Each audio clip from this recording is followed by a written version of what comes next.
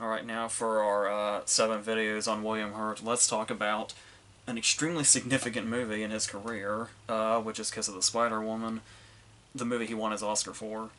And most of this is probably just going to be about how that happened and why that happened. But I don't want that to sort of undermine the fact that the movie is pretty great too, and of course, not to mention his co-star Raul Julia. There's a reason the very first thing he said when he won his Oscar was, "I share this with Raul." It's the partnership between them and the movie itself is really something to behold, especially for people that just kind of love stories in general. But yeah, it's all gonna kind of come back to why, of all the amazing roles that he had, that this is the one that it came down to, that he ended up winning for. But obviously, we start off in a South American prison, and it's this really sort of, you know, dire, gross, drab-looking place, as you would expect. But just kind of immediately, there's a sort of flair to it because we just immediately go into this story being told by Luis, the Hurt character, who is essentially Luis is essentially an actor's dream role, I would think, because at the heart of the character, all we have here really is a charismatic storyteller, a very charismatic storyteller. And I guess if you want to continue on that, the Raul Julia character, Valentine, is essentially an audience, the one that's receiving the stories. And so when you see the relationship here, you could probably take a whole lot of, unintended, symbolism out of that, and how, like, a storyteller relates to their audience and stuff like that. But to talk about this performance, and talk about it being this immediate flair to this otherwise drab background, is that this could have been very, very easily could have been one of those performances that's very over the top in a bad way, and it could have been like,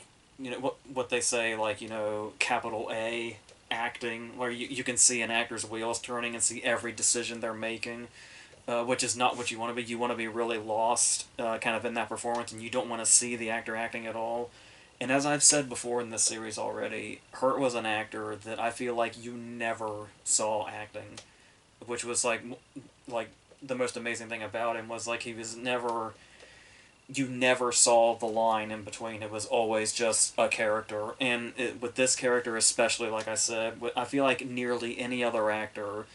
you would have seen, like, oh, this is the actor giving the performance of a lifetime or whatever. It'd be like practically screaming that in your face. But here there is only Luis Molina when you see him, and that's like any emotion because there's such a wide array of emotions and situations that this character goes through, despite being in a very sort of enclosed space with really only one other person to bounce off most of the time. Um, Obviously, there's going to be a certain tragedy here given the circumstances of why he's been in prison in the first place, but in general, that's a layer that kind of sticks throughout every emotion, like whether he's sad or happy or terrified or whatever, maybe even a little depressed. There's always that sort of extra layer underneath it for more than one reason. There's just the kind of the tragedy in his life in general and how he ended up here, but also and the way he's been, treated in the outside world, just in general. But also what's going on here with the inner workings that he's involved in the prison also. But you want to talk about, like, the scenes where he's sad, like, despite the theatricality of the character in general, and the theatricality of his despair, whether any situation, whether it be like when he's worried about his mother or something, it seems like it's, a person acting, but just there's everything we see this character go through, up to and including all the theatrics, is this person to their very core. And her was able to find that pretty flawlessly. And like I said, that you can't even see a person acting, I don't think. Because when we do have moments where it is more of a theatrical way of him being sad or broken down or something, we also have scenes where we see something where you would think we would be getting a different kind of reaction from the theatrical despair that we have in earlier scenes where he's worried about his mom or something. Like, take the scene where Valentine finally, like, really, really snaps on him and, like, literally backs him into a corner and just degrades him and degrades everything about him and his life and the way that he is and everything that he loves. And it's just this really sort of harrowing scene between two characters that we both care about. And I love the way that scene is shot too, by the way, where it's like one shot where we feel like we're kind of far away, and then you're so wrapped up in what the actors are doing, you don't even realize that the camera has been pushing in until we're like right up on their faces, and it's never, and the whole take doesn't break. And it's in these moments where like you would almost see like, like a different performance or something, or like a different reaction, but this is where it kind of gives you the clue that his despair is the same no matter what, because every time we see this character, he's essentially being his real self, despite the complicated fact that he is hiding something very, very big from Valentine. But, like, we also have the moments when he'll be funny, like when Valentine calls him man at one point, and just the way he responds to that, and just makes it like a whole riff session for a little bit. There's times where he can be childish, where like he's begging Valentine to remember a movie to kind of tell a story the way that he has been, and it's like, and he's able to take those moments where he's kind of behaving childishly, and he's able to keep it funny without being annoying to the audience or Valentine for that matter. Right, Valentine's just kind of, inherently frustrated with him at all times anyway, so it never really sort of goes beyond that as far as that's concerned. Um, but there's also these moments when we realize what exactly is going on with Luis's character and the deal that he's been given, where he is coming back with these sort of mysterious giant bags of groceries that are supposedly from his mother, because that was initially their routine. But now there is a new way in which he's been able to do this, which is negotiating, as far as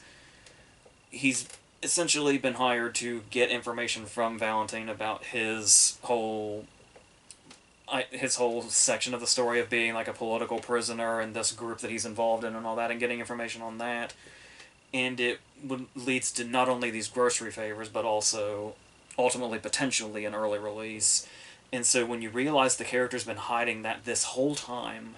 where it's like the whole idea where they're kind of poisoning him slowly, and it's like for a long time we're not let in on that, on what's going on here. And then when you go back and you realize, like the way Luis is treating this situation, you start to see kind of all the pieces of it that were always there. And so, since that's revealed so late, you would almost get the sense, since we've grown attached to both characters, that we'd feel a sense of like betrayal as far as Luis's deal and the way he's been treating it, and how he's been keeping this secret. But it's so interesting how we can have this whole plot thread, but still Luis never feels like malicious. Where it's always like he is doing this for his own benefit, but there's always, because the character does have such a heart, especially for Valentine specifically. There's always some sort of wounded nature to it coming down to this for him. So when we even get scenes later, like when he's first offered,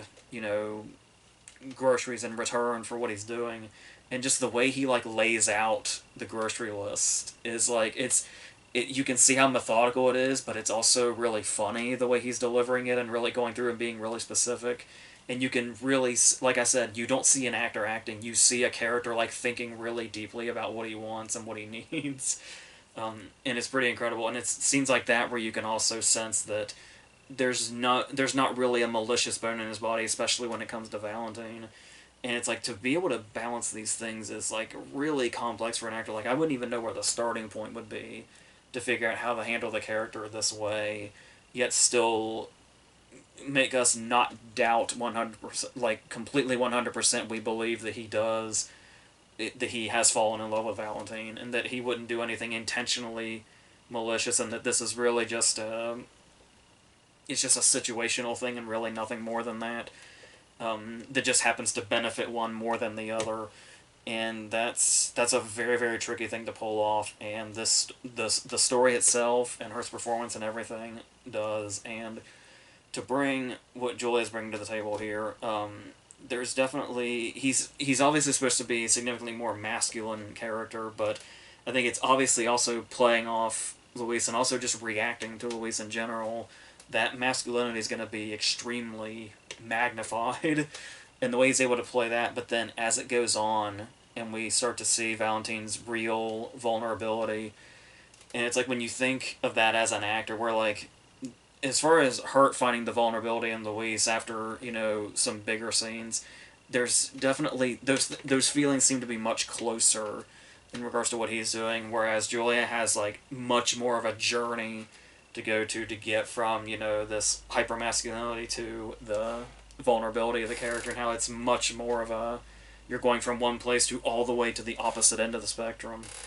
and how he does that so gradually to the point that you don't even really realize it's happened once it gets there. Because I think what's really great about this character and the way Julia plays it is that when he reaches that vulnerable stage and he starts to have feelings for Luis also and starts to become much more soft towards him, I guess you could say, it doesn't necessarily feel like the character has gone through like a change, like where you would think like you have these movies where you have the unlikely pairing and then the characters kind of change based on each other. But it doesn't really feel like the characters change throughout this. It feels like that vulnerability we see in Valentine is something that was always in there. He just hasn't really had a place to be able to let it out, apart from maybe his relationships that we don't see, that we only hear about. And so I feel like there's not even really a change in character. It's just the character being able to be vulnerable in these moments with Luis, and like how this is something that's always been a part of him, but he can't exactly show it when he's supposed to be like this political leader and stuff like that, and be intimidating in the real world and stuff like that, or out in the outside world. And the way he's able to play that in these specific moments when like Luis has to clean up after him, and he's saying he's like shocked that Luis isn't disgusted by him and what he's done, and the fact that Luis's answer to that is just, no, I'm heartbroken to see you like this. And it's like these are the moments where you can see like Valentine starting to not change, but like let his guard down a little bit and let this sensitive side that's always been inside him kind of out, and kind of be more open. And it's in the moment where like he apologizes for the big blow up and how they like share the candy, and it's like this is all stuff where it feels like we're just kind of seeing a character finding comfort for like at least the first time in a long time, at least the first time since he's been away from his lovers at least. And that, like I said, there's so much here that seems like it should be clear cut acting and stuff that you can spot and see the choices the actors are making, but everything just feels so natural. Like I said, it's just happening before you even realize that it's happening, and the beauty of this relationship that's forming really comes from that. And then, like I said, the way the movie is handled also, Hector Babenco being the director, who definitely needs credit for this. There's the moment where Luis finally confesses his love, and it's like, despite the fact that we've seen Valentine be the way that he's been towards Luis throughout the movie, by the time we get to this point and Luis confesses his love, the way Valentine reacts is not out of left field anymore. Like when he essentially accepts it. And it's in the moment that they consummate this, I guess you could say, how tastefully done that is, where he blows out the candle and then we just sort of stay on the candle and hear their voices for a little bit and then just cut to the next day. And it's like the way it's so tastefully done also just really, like I said, brings forth the beauty of this relationship despite their surroundings and how it started in one place and how it's ended up here. And it's in like at the end of the day, it's really just kind of this tragic love story. But like I said, it's also a story about the love of storytelling. I feel like where a lot of the movie is Luis relaying this movie that he once saw to Valentine as like this story, this ongoing story between them essentially, where eventually one ends and then he starts up the Spider Woman one, and the fact that both of these star Sonia Braga as both characters. And what I really love about this is how it's like, it's the movie as we're seeing it, as he's describing it, is so melodramatic that it doesn't completely feel like a real movie, which I do find interesting because typically the cool thing about this would be if them like recreating like what we talked about with the Purple Rose like Cairo, where to like recreate a movie that looks like it's exactly from the era it's supposed to be in. But I like the fact that this movie seems to have a surreal quality to it, where it's not really quite existing in any kind of reality. For starters, I read somewhere that I guess Sonia Braga didn't really speak English at this particular time, so her lines are delivered phonetically. And the fact that it's one of those cases where she's a very good actor that's supposed to be playing a not very good actress, and it's and but talking about it as far as us seeing what we see when he's describing the movie, I always like to think of it as we're seeing the movie in three different ways, and it's just kind of interchangeable what we're seeing at the given time. Where it's like sometimes when we're watching it, it could be what the actual movie was, the actual movie that Louis saw, and he's relaying back to Valentine, or it could be we're seeing inside Luis's mind as he's remembering, where it's probably not exactly like the movie's not exactly what he's remembering, but we're getting his sort of what his memory has sort of shaped it into. And there's the third option where we're seeing it from Valentine's perspective, where we're seeing what Valentine's seeing in his mind as Luis is telling him the story. I like to look at it that way, where it's like kind of interchangeable between the three, but I'm imagining also that it's intended that it's essentially confirmed that we were always looking at it through Valentine's perspective, seeing as how Marta, who we've heard about throughout the movie, and his lost love, is also played by Sonia Braga when we see her at the end. So it's like he was taking Marta and kind of putting her in the visuals in his mind with it. You could take that as a confirmation that we're always seeing it through his perspective. I guess there's also the possibility of they're kind of being a line blurred, where it's like maybe he remembers Marta in some way, and then as he's being told these stories, he's imagining a character in them, and then he becomes so attached to these characters in it that he's kind of his perception of the fictional characters and Marta's kind of blending, so it could really be one way or the other who exactly Sonia Braga is playing at the end of the day, if it's all fictional characters or if it's a real character that has been replacing the fictional characters in his mind. You could go all day with this stuff, but and I love that. I love just having like the options, and that's the thing too. Is him getting so invested in the story is that this is a movie. It's like a Nazi propaganda movie. It's basically against everything that he stands for, and really everything Luis stands for. But the thing about this is it does feel like the whole thing is like about the power of story, to where you can have a story that, at the end of the day, it's something that it's telling a story that you don't believe in, or it has a message that you don't believe in. You can even take this outside to like movies that are made by really shitty people or something, and they talk about separating art from artist and all that. And it's like, even though this movie goes against everything that he stands for, Valentine still finds himself completely invested and wanting to know how it ends, and even it reminding him of somebody, like somebody special to him, and giving him that sort of special connection to it. And at the end of the day, obviously, they're both in prison, so these are also just an escape. And it's just as you hear when people go to the movies strictly for the escapism. You can take it in all those directions, and I really kind of like looking at it from that perspective also, is that the movie's just about the love and the power of storytelling and how it can affect people in these really personal ways, even regardless of where they're coming from or what their initial messages might be or whatever. But it's just all something that we can love regardless of where we're coming from. So just as obviously it's very non-discriminate towards love, as we see Valentine start to actually fall for Luis in return, it seems, and then ultimately, of course, naturally, because we had tragic beginnings to this, and there's just this air of tragedy through the whole thing, naturally we have to come to a tragic conclusion as well. So that's our ending that we get to. Our very sort of... It feels almost nonsensical that it comes to the ending that it does, but also tragically believable. So that's